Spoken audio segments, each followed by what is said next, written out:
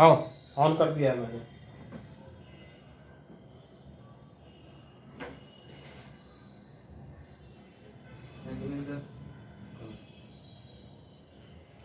Good evening, sir.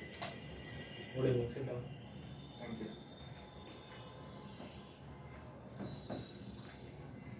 So Abhishek, introduce yourself. Sir, my name is Abhishek Srivastav. I belong to Fatehpur, Uttar Pradesh. I was born and brought up there only. I completed my schooling till class 12 from तो पहले Fatehpur. assume करना है कि यहाँ पर 2-3 लोग हैं. From Fatehpur only. Uh, After that, I pursued my graduation in civil engineering from National Institute of Technology, Tiruchirappalli. Thereafter, I was involved in a YouTube channel and website where I worked as a content creator, and I also worked for the search engine optimization part of both the website and YouTube channel. Along with that, I was also preparing for civil services. This. You prepare for civil services. Yes. How many times you attempt for the civil services exam? So I have attempted only one time in 2022. Okay. You qualified in, you cleared your engineering in 2017, Yes. and you took around 5 years to take your first attempt. What is the reason for this? So I was only eligible to appear for civil services in 2019, and along with that, due to some my mother's health was not well, and also my preparation was not in a right direction. So I decided to take my first attempt in 2022 only. But I was appearing in state civil services exam, the UBPCS, from 2020. जैसे जितने mother वाला जो point है, ये last में बताना, मतलब starting even ना बताऊं तो भी बेटर है, कोई दिक्कत नहीं है, क्योंकि ऐसा लगता है ना तुम एक्सक्यूजेस बना रहे हो. हाँ, तो इसको क्यों ही बताना है, तो हाँ, तुम ऐसा लोग मत बोल रहे बताओ. हो तो ये बताओ. ये ऐसे. पॉइंट मत बताओ, कोई इशू नहीं है. हाँ, फिर ठीक बता, मैं तो फ्रेंडली करता है, तुम बात है. हाँ. ठीक. You have done your engineering from the one of the top college of India, and your branch was also a very bright branch. Why did you join the civil engineering? So pardon, sir, Why didn't you join any job which belong to the civil engineering? Yes, sir. So civil engineering, though, as you said, that it is a very bright option, and I also believe in that. That civil engineering is a very important branch, not only for studying, but also the for also the engineering itself, for the building of any society, any nation. But so I didn't join because of my inclination towards civil services. When I joined civil engineering, within I think after third year, my inclination was towards civil services because I wanted to join the job which provided me an opportunity which by which I can touch the lives of a lot of people.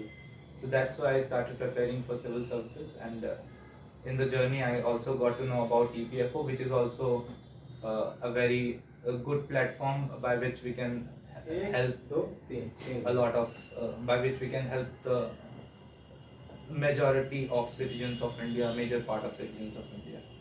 जैसे इसमें तुम answer में क्या बता सकते थे, मैं तुमको लगातार एक फीडबैक देता जाऊंगा पास्ट वाला बाद वाला कि जैसे तुम बता सकते कि नेशनल बिल्डिंग में एक्चुअली इंजीनियरिंग काफ़ी बड़ा काम रहता है, सोसाइटीज में ऐसा और भी एक्सप्लेन कर सकते थे कि बेटर है. ठीक है. So why do you choose EPFO for your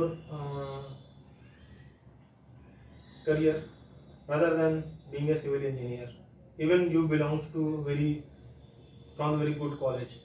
Yes. What is the motive behind that? So the main motive behind ये तीन लोग हैं, एक दो तीन.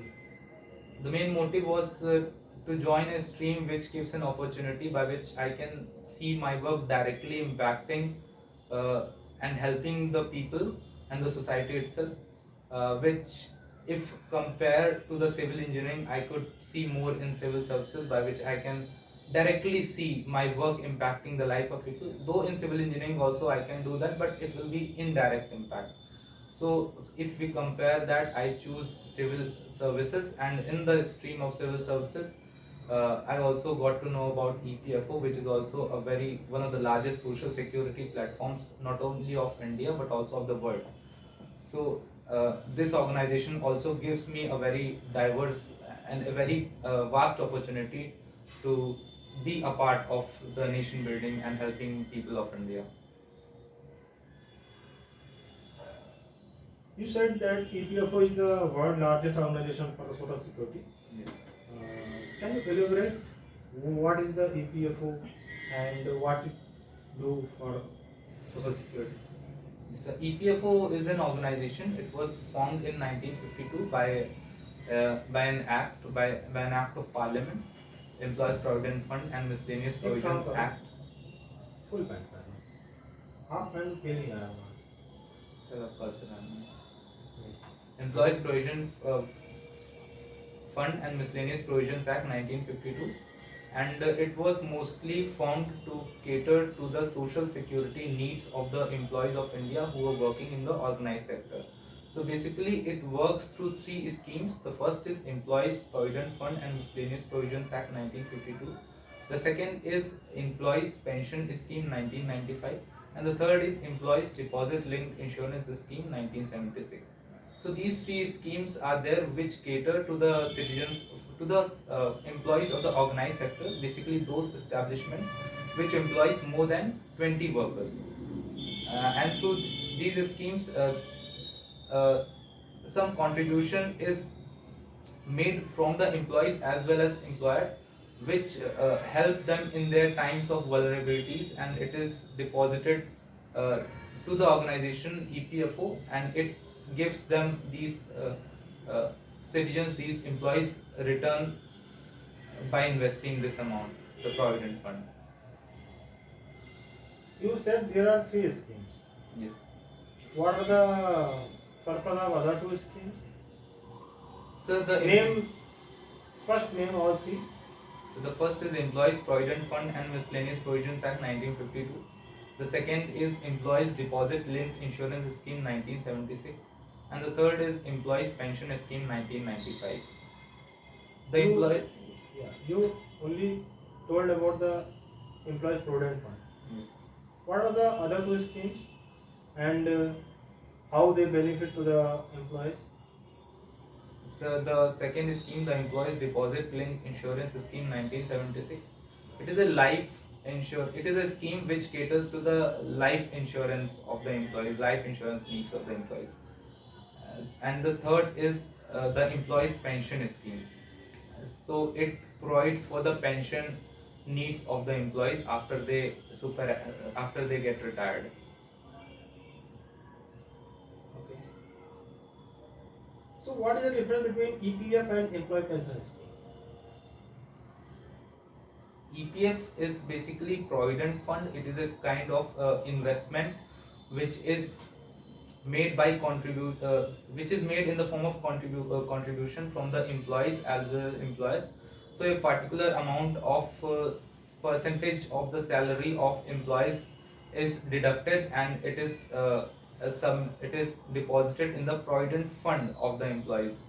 So basically it is for the future needs of the employees, and they can uh, use that amount in times of their vulnerabilities, and after after certain amount of time they can even take the entire amount. But employees pension scheme is there, it is for the retirement needs of the employees. After they retire, there's a certain amount of pension which they need, so employees pension scheme is for providing the pension to these employees.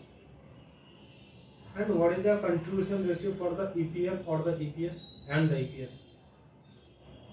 Contribution ratio. Yes, between the employer and the employee. For the EPF first. So it is 12% of the wages of the employees, and the same amount is also contributed by the employers. And out of this 12%, the 3.75% is deposit. 3.67% is deposited. Out of the 12% contribution by the employees, the 3.67% is deposited to their EPF account, and 8.67% is deposited to their EPS account.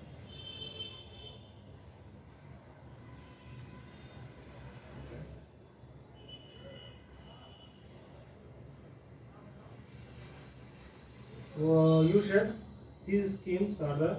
What is the meaning of social security? So, social security, as per the definition of International Labour Organization, in times of vulnerabilities of citizens, in times of their disability, in times of sickness, in times of maternity uh, for the woman, in times of any climate or disasters, when they are not able to work. So, in those times, they should have access to healthcare and other basic amenities of life, and it is the responsibility of society to provide that, and this is called social security. What are the other basic amenities like? Other basic amenities like having uh, the basic needs like food and healthcare and clothing and shelter, and a minimum amount of money which for consumption.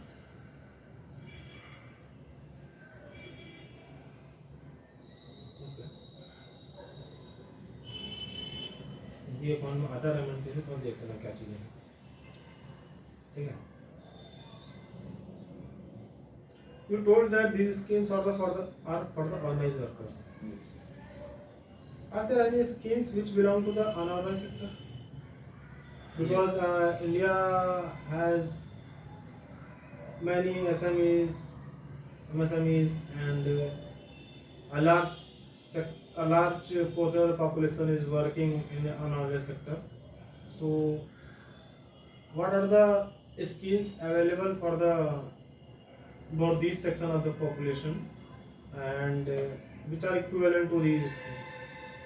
Yes, sir. As you said that a large population is working in the unorganized sector. About 90% of our workforce is working in the unorganized sector, and it is very important to cater to the social security requirements of these citizens. There are several schemes which are running that provides for the social security needs of these workers who are employed in the unorganized sector. Uh, for example, there is Pradhan Mantri Shram Yogi Mandhan Yojana, which provides for the pension needs of the workers who are employed in the unorganized sector. Then Pradhan Mantri Kisan Mandhan Yojana, it provides for the pension for the farmers of our country. Then there is Pradhan Mantri Vaya Bandhan Yojana, which is for providing a minimum amount of pension for the elderly people in India. There's also Maternity Benefit Act, which provides for uh, wages to women who are not able to work because of their pregnancy. There is Atal Pension Yojana, which provides for, which is a contributory scheme where about in the age group, people belonging in the age group of 18 to 40, they can contribute a certain amount, and after that, after the age of 60 years, they will be Which able is to scheme? Atal Pension Yojana. After the age of 60 years, they will be assured a minimum amount of pension between the amount of 1,000 to 5,000. So these are some of the schemes which are there for the unorganized sectors. What are the difference? I think that Atal Pension Yojana is Ramyogi Mandan, and there is one more scheme for the traders. Yes. You don't mention that scheme. Yes. For trader also there is scheme. Yes. You should know that what is the name of the scheme for the traders and what is the limit of turnover. There is something turnover limit. Yes. So I definitely read about it. What is the difference between Shram Yogi Mandan and the Atal Pension?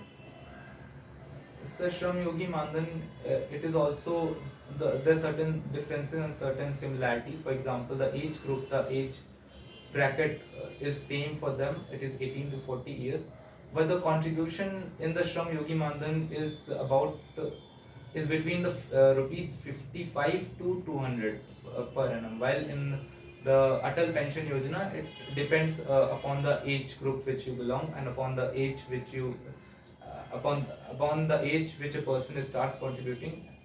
So that is the contribution depends on that. And there is also a difference in the amount of pension. For example, in Atal pension scheme, it is between 1,000 to 5,000, while in Shram Yogi Mandan Yojana, it is about 3,000 rupees pension which they get after the retirement age of 60 years. श्रमयोगी मानधन जो है, श्रमयोगी है traders वाली जो scheme है, ये एक सब्सिडाइज स्कीम है। इसमें 50% कॉन्ट्रीब्यूशन एम्प्लॉय जो पर्सन करता है और बचा हुआ 50% गवर्नमेंट करती है, ठीक है। और अटल पेंशन ये गवर्नमेंट की स्कीम है जिसमें कोई भी कंट्रीब्यूट कर सकता है।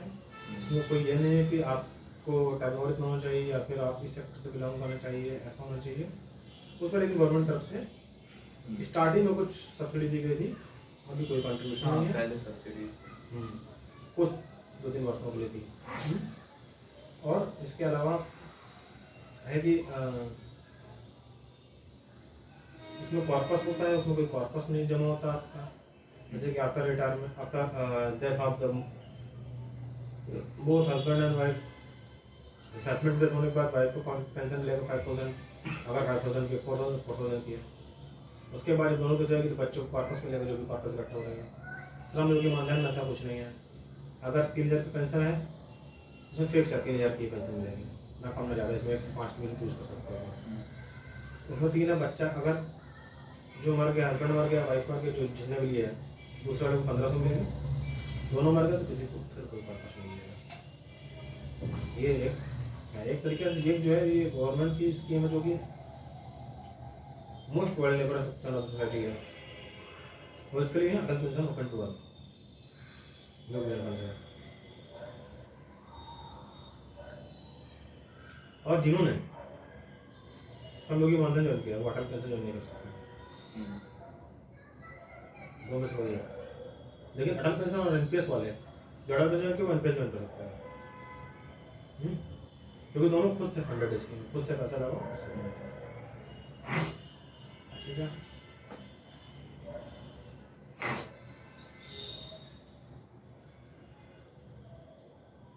You told us that the EPFO is a very large organization, the largest organization of the world. Tell us something about the work culture of the EPFO. What exam you qualify? Do you qualify for the one exam or the both exam? So I qualified for the EOA exam, post. So, what is the job profile you will get after clearing this exam? So there are 2 job profiles which we'll be working on once we join the organization. The one is enforcement officer, the EO, and the other is accounts officer, the AO. And the job profile, the job requirements of both the profiles are different. As an account officer, the main work will be of claim settlement and the grievance redressal. Claim settlement means there are whatever the provident fund the employees have with EPFO, they can claim it in times of their requirement. So as an account officer, it will be our duty to get those claims disposed of in most efficient and time bound manner.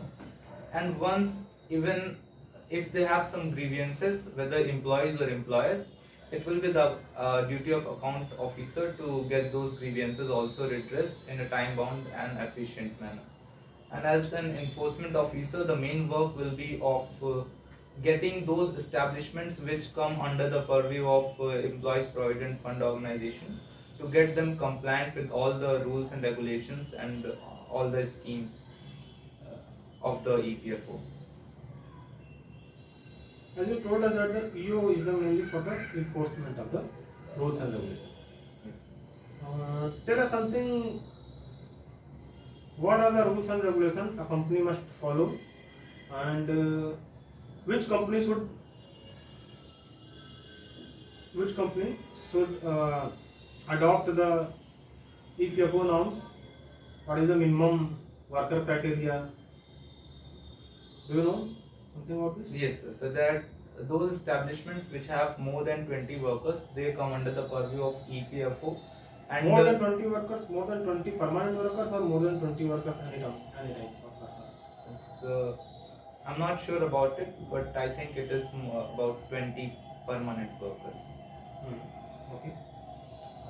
And there are some there's a schedule one companies, I think, which are listed. So those companies, uh, industries, they come under the purview of uh, EPFO. So those industries which are listed in that schedule. In the schedule one. Yes, not of the constitution, but schedule one of some document is there. Okay. You told that as per EPFO, Yes. there are three laws. Yes, sir. What is the statutory structure of these three laws? Are these constitutionally or constitutional status, or statutory status, or legal status? Yes, so these laws are passed by these are parliamentary acts, so these are passed by parliament. Okay. Means in our constitution Yes. there is no reference about these. Yes. About these acts, there is no reference about this particular act, but in the DPSP, the Directive Principles of a State Policy, there are indirect references to provide for the employees their social security needs. So, in pursuant of completing those directive principles, these acts have been passed. We have some fundamental rights also for these type of not related to this, but for the labor rights. Yes. What are these? So this article 23 is there and 24 is there, uh, which prohibits child labor and also prohibits bonded labor. And in in fundamental rights, these are there. Apart from that, in directive principles, we have Article 42, which provides for uh, work for providing work to those who are not getting proper work, and to provide better working conditions to workers. So EPFO does not belong to the providing job to the Yes. persons. Yes. EPFO is for the employed person, Yes. not the unemployed person. So why you are mixing both? Uh, yes, sir. It is those two are different things. Okay. You told something that there is a EDLI. Yes. What is the difference between EDLI and the normal insurance scheme and the life insurance? Yes, sir. So EDLI scheme is basically employees don't have to contribute any amount to this scheme. It is basically a contribution made by the government and I think employers. So it is not the responsibility of employees to contribute any amount to this scheme. They get life insurance just by being part of the organization, and if the organization is compliant with the EPFO laws. While other insurance schemes, there are different types of insurance schemes also available. What is the benefit if there is some casualty happen? So I think about 7 lakhs is amount is provided to the person uh, if death happens. And for the accidental purpose? So for accidental purpose, I'm not sure, but it is a life insurance scheme, I think. Okay. Only life insurance. Yes.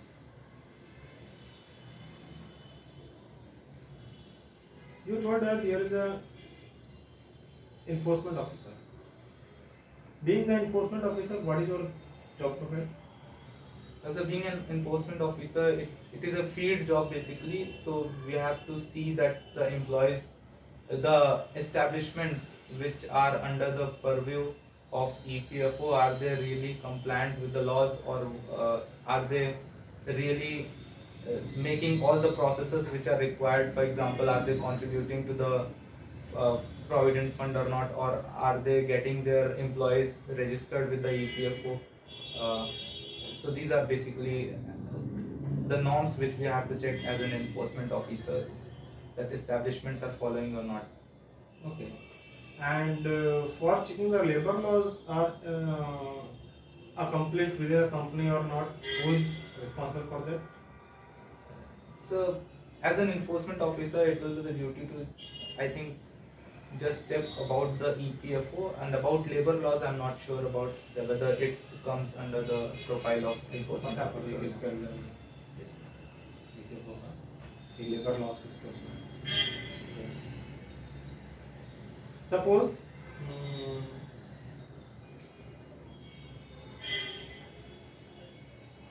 first of all you told me that being an enforcement officer your work is to check whether the companies are accomplishing the rules mentioned as per the EPFO or not. But you don't tell us that is it a particular which type of companies? Which type of companies should adhere the rules and regulations of the EPFO? So those establishments which employ more than 20 workers and they come under the purview, they are under the Schedule 1. What is the schedule? So Schedule 1 lists some kinds of industries which come under the, Which industries? for example, the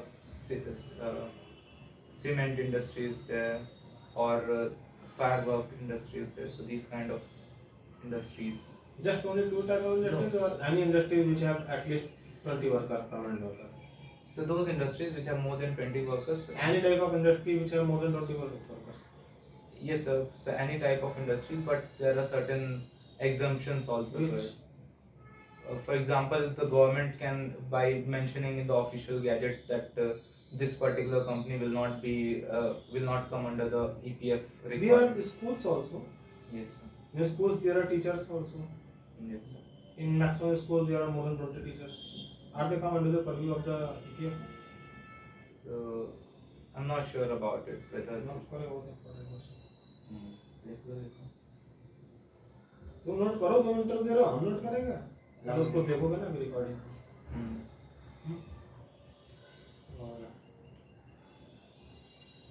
being an account officer you are a civil engineer what type of accounting knowledge is required within the organization? So accounting knowledge is, as an account officer, accounting knowledge will be required. What type of accounting knowledge? What? So to manage the accounts, because basically it is the provident fund and we have to and a certain amount of money is coming with the organization, and we have also to get those money. We have to, that is a liability with the organization, and we have to pay that money out to those citizens as well. So there is debit and credit side, both are there. So I think certain amount of accounting knowledge will be required so that accounts are maintained in a well. And you said that EPFO pay some interest to the organization, to the employees. Yes. From where they earn these interest, or simply government print the money for the employees?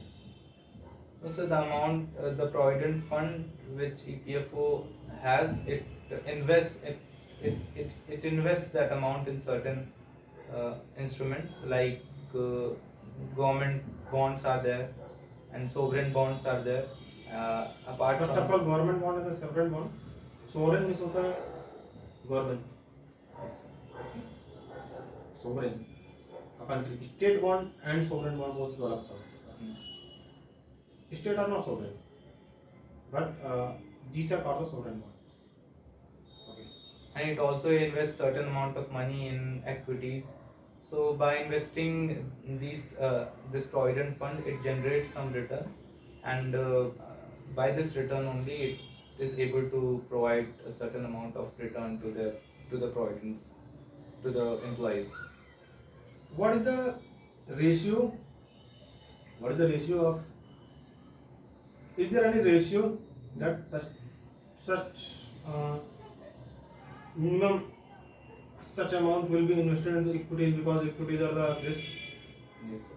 So about 5 to 15% is limited for investment in equities. Out of the total fund, about 5 to 15% can be invested in equities. Okay. And rest amount? So rest amounts are invested in different debt instruments and government bonds. Okay. In debt also there is a risk. Yes. Which type of debt instrument are the best instrument? Can you name? So government bonds are the best instruments. Only sovereign. Sovereign bonds. Sovereign are the best instrument because there is a guarantee of the particular government of the nation. State government नहीं पता नहीं होगा लेकिन sovereign.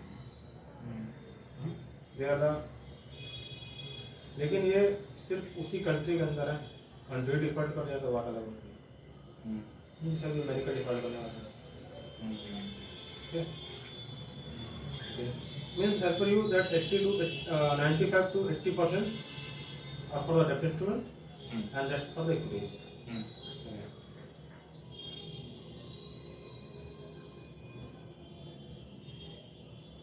Current affairs के बारे में पूछ सकते हो, बहुत सारी चीज़ें और भी कर सकते हो, यूपी के बारे में, अलग-अलग तमिलनाडु के बारे में, डिफरेंस के बारे में, सब चीज़ें पूछ सकते हो. So you have done your engineering in the Tamil Nadu and your basics in the Uttar Pradesh. What are the some staggering differences you find in those two states in the culture, in the economy? Can you name? So in if we compare the states, northern states with the southern states like Tamil Nadu in culture, the first difference is the language itself. Basically in Tamil Nadu, Tamil language is spoken mainly. It is the main language of communication in Tamil Nadu, while in north we have different dialects. And basically Hindi is the main link language of communication. And the other thing is the food we eat, the cuisines. In north we have mostly wheat and paddy based dishes, wheat and rice based dishes, while in south we have mostly rice based dishes like idli and dosa. And apart from that, in terms of clothes also there's a difference. For example, in north we wear different type. There's a more kind of diversity in the clothes we wear. There's also western clothes we wear, and the northern clothes like kurta pajama. While in south kurta pajama are not that much popular, and they wear mostly their traditional dishes are there. They also wear the western clothes, but in terms of traditional dishes, they wear shirts and veshtis there, the dhoti. And in terms of one more difference which I have noticed in terms of culture is that in the surname part, in the north we have surnames which depict their caste, while in the south their surnames is mostly of their father's name. So this was the most these are the more main cultural differences which I see. Well, in terms of economy, we see that Tamil Nadu is now the in terms of manufacturing, it is the manufacturing hub of India, while the northern states like uh, Bihar and Uttar Pradesh, they are not so much forward and so much better in terms of manufacturing, and still the outward migration from these states is mostly for jobs.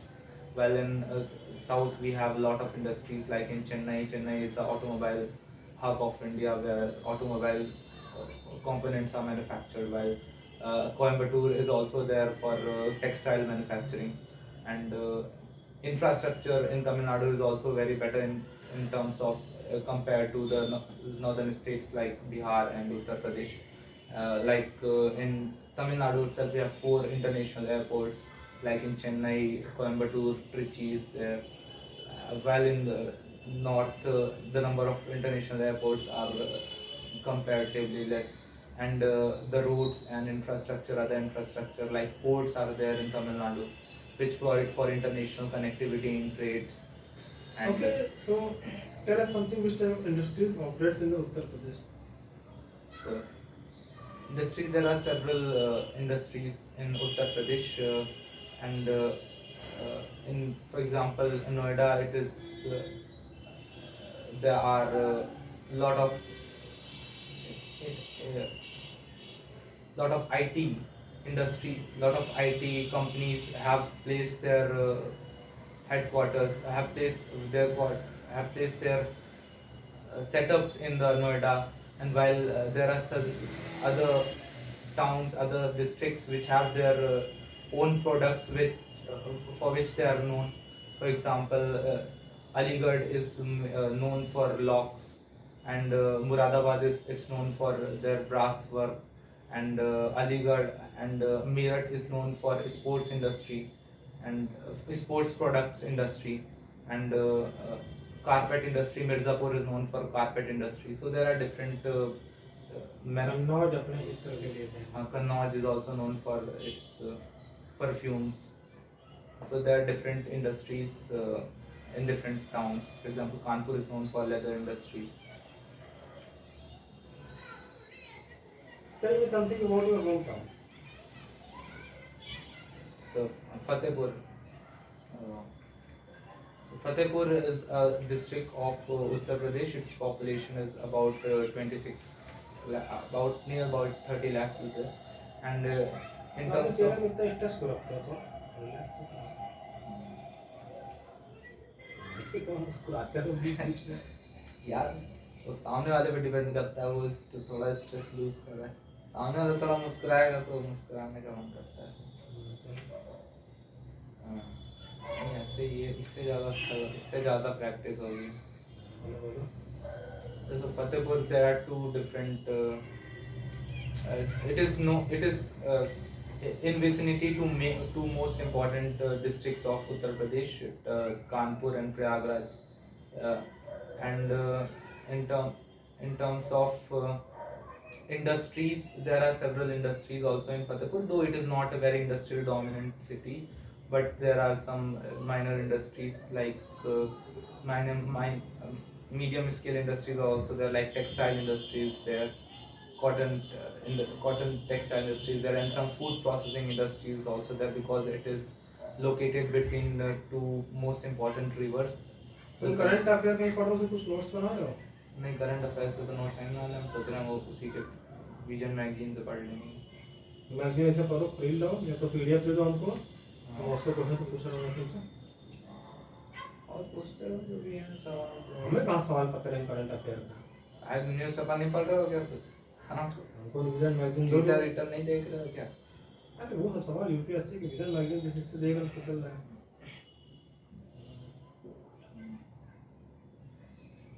Do you remember about sustainable development goals? Yes, sir. Can you name? So sustainable development goals, there are about 17 goals and 169 targets, and these goals are mostly so that our development goes in a direction which also provides for the needs of future generation. That is sustainable development. The development should not be in a very uncontrolled manner, but it should be sustainable. So these goals are mostly towards achieving that target, and there are 169 targets also, 117 goals and 169 targets, like no poverty and clean water, and inequality, gender equality. So these are some of the goals which are mentioned in the sustainable development goals.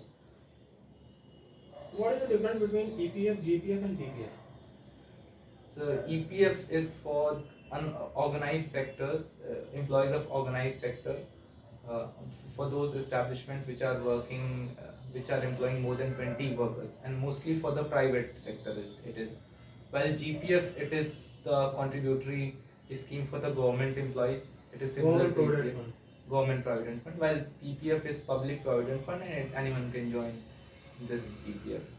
What are the interest rate? Are the interest rates same for all three, or there is difference between the interest rates? So interest rate for EPF is likely more than for the other two, for GPF and EPF. Yes. EPF is higher than the GPF and EPF.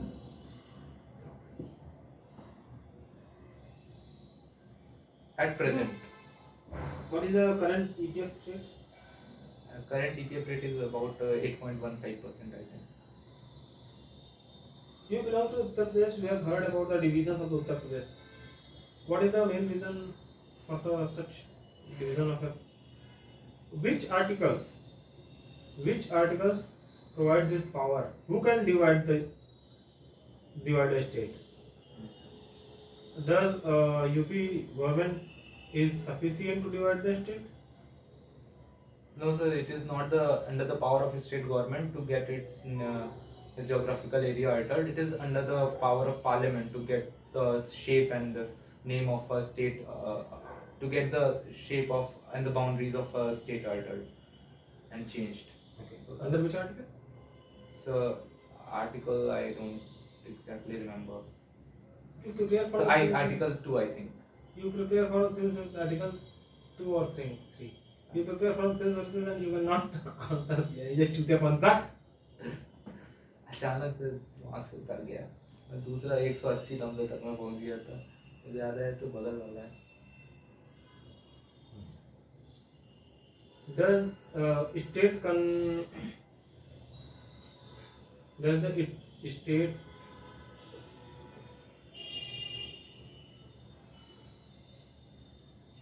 state government permission is required for the bifurcation or not? So state government's permission is not required, but the state government can recommend to the union government if they want this kind of adjustments. पहले तो एक किस article में ये पढ़ लेना, article 2 और 3 में डिफरेंस पढ़ लेना, ठीक है. और ये कौन सा आर्टिकल पावर देता है? शायद आर्टिकल 4 ही पावर देता है. आर्टिकल 1 तो इंडिया का डिफाइनेंस डेफिनेशन है, आर्टिकल 2 3 अलग, आर्टिकल 4 अलग है, ठीक है. पढ़ लेना. What are the pros and cons of the bifurcation of the Uttar Pradesh? So pros, bifurcation of Uttar Pradesh,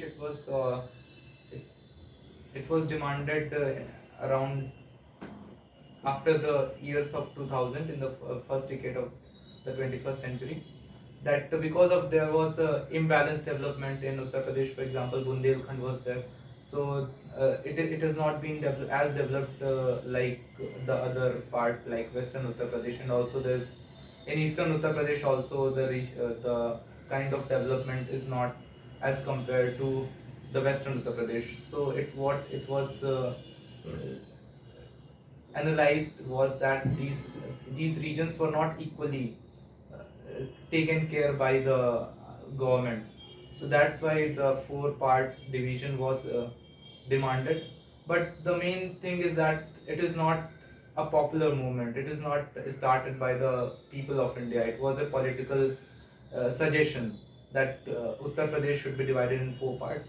But what has been said that the main problem of Uttar Pradesh can only be solved if we empower the local governments of Uttar Pradesh. The bifurcation or the 4 parts of Uttar Pradesh will not actually solve the real problems of Uttar Pradesh. For example, in Kerala, their panchayats and local government are very much empowered, and we can see it in terms of their development, in terms of their. You belongs to Fatehpur. Yes. And you told us that it is Doab area. Yes. Which two river which passes from the Fatehpur? Ganga and Yamuna. So, Yamuna and Ganga. Ganga also passes from the Prayagraj. There is a one grand festival which happen in particular type of time interval. That is the Kumbh. What is the time interval? So it is about in 12 years, I think, the Mahakumbh or the Kumbh happens. What is the significance of the Kumbh, and how much place in India where the Kumbh takes place? Kumbh celebrates? So I think Prayagraj is there and Nasik is also there where the Kumbh takes place, and it is basically one of the largest gathering of pilgrims in India. Prayagraj Uttar Pradesh Nashik Prayagraj Nashik Ujjain और एक और जगह है, ये भी याद करना, 4 जगह Kumbh के बारे में. It is one of the largest gathering of pilgrims in India, and they come to Prayag, the confluence of Ganga and Yamuna river, and they do their meditation and other kind of practices during the entire period in which Kumbh is held. So it is one of the largest gathering of religious gathering of Hindus in India. Why Kumbh festival has been celebrated? So I'm not very sure about it, but can I take a guess if you allow? Okay. So I think it was related to there was a churning that happened of the ocean. So it was somewhat related to that. It is in the mythological stories that समुद्र मंथन ऐसा कुछ okay, हुआ। याद करो इसको।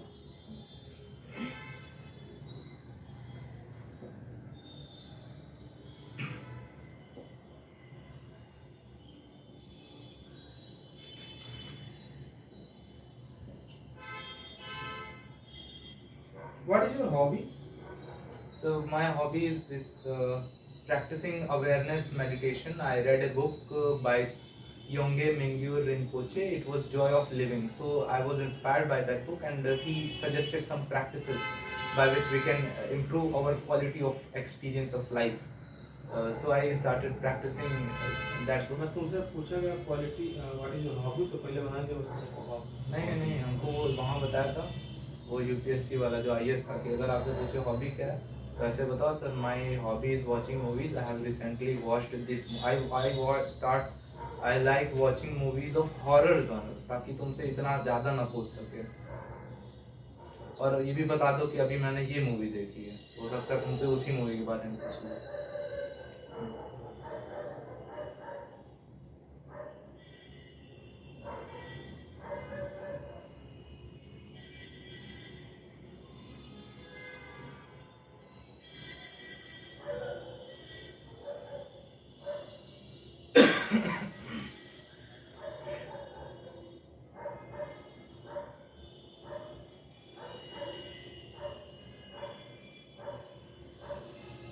Tell us something about the labor laws. So labor laws are laws which provide for better labor working condition for the laborers in India, for the workers and the laborers in India. And there are certain labor laws like Factory Act is there, and Industrial Disputes Act is there, Trade Union Act is there. So it provides for better industrial relations between employees and employers, and better working conditions for them. What are the latest labor laws? So there are 4 labor codes which were passed by subsuming. There are a lot of labor laws. So it was a decision by government, so that by streamlining these different labor laws into 4 labor codes, so that the ease of doing business is also improved, and there is certainty in terms of how many I'm laws. just asking, what are the latest labor laws? There are 4 labor codes are passed. Which code? So code on wages, code on social security, code on occupational hazard, and code on industrial disputes, code on industrial relations. You belong to Uttar Pradesh. Do you know there is a sugar industry in Uttar Pradesh? Yes, sir. And in the sugar industry, which part of the Uttar Pradesh has a sugar industry? So I think Western Uttar Pradesh. Western Uttar Pradesh. In the sugar industry, there is some issues of the something like money has not been paid to the farmers and all these issues. So what? So does it come to the EPFO, purview of the EPFO or not? So if sugar industries are there, say sugar industries, I think they come under the purview of EPFO. But this transaction, that money has not been paid, I don't think that it is under the purview of EPFO.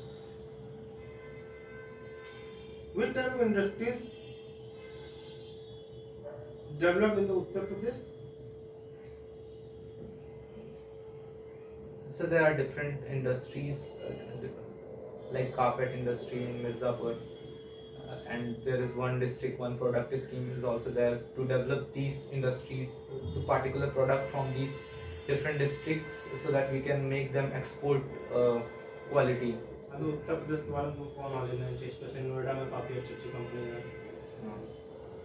भाई मैं पढ़ूंगा ना वो industry. एक मुझे किताब उसने बताई थी उत्तर प्रदेश स्पेशल वाली आती घटना चक्र की, वो मंगानी है। तो कहाँ से मंगाए? ऑनलाइन ऑर्डर करो घटना चक्र से। हाँ ऑनलाइन ऑर्डर कर दो यार, चलो ले आएंगे चल के, जाते तो अलीगंज में ले लिया करो ना। अभी तो वो बताया था उस दिन मतलब कल। क्या मैं यूट्यूब से देख रहा हूँ सर, लेकिन किताब हो जाए तो ज़्यादा सही है। What is e-श्रम portal? So e-shram portal is a portal where the database of unorganized workers is there. So in this portal, unorganized workers can register themselves. So it will work as this portal will work as a meeting point between the government schemes and the unorganized workers. So uh, basically a database of unorganized workers will be created and they'll know about all the schemes which government provides for them through this portal.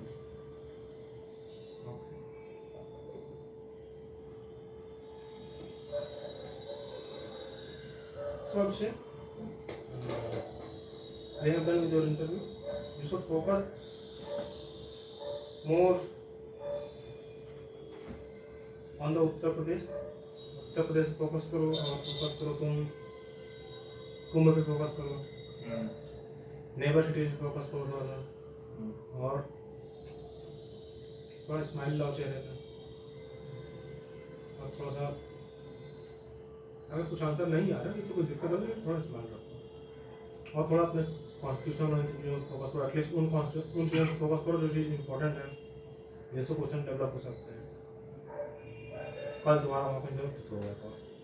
नहीं, अब रोज mock interview एकदम similar ऐसा ही होता है, कोई ऐसे यही ज़्यादा बेटर लगा मुझे मॉक इंटरव्यू से। अगर ऐसे ऐसे रोज एक एक इंटरव्यू होता है ना, तो कोई मॉक इंटरव्यू